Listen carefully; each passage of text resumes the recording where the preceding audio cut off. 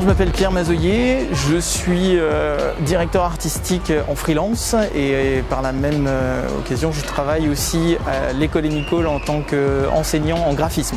Celle de Fabienne Grébert, à mon sens, c'est celle qui est la plus travaillée dans un esprit classique. L'esprit classique, c'est vraiment les codes, même elle est assez proche d'un code présidentiel, avec une belle image du candidat, avec une lumière aussi qui est très travaillée.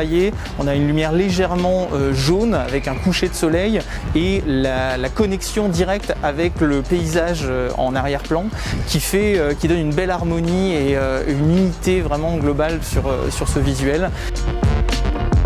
La deuxième que je peux trouver assez intéressante, ça serait celle de Najat Vallaud-Belkacem, avec ces codes visuels qui vont être plutôt ludiques, un peu dans la diversité, la variation de forme. Typiquement, on reconnecte avec l'idée d'alternatives et de trouver des nouveaux codes visuels. Voilà.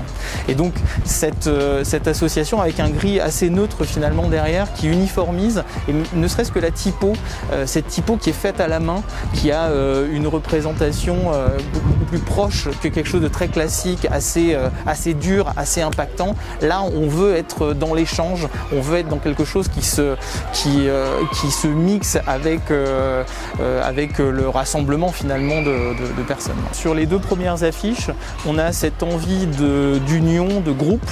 On voit que chaque personne ne veut pas mettre en avant un seul candidat, mais montrer cette union de gens. Sur les 4 suivantes, on est sur l'image forte d'un seul personnage avec un travail de graphique sur la lumière, sur le contour. Celle de Bruno Bonnel, on est sur un plan très rapproché. On veut montrer le personnage parce que c'est lui qui représente le parti.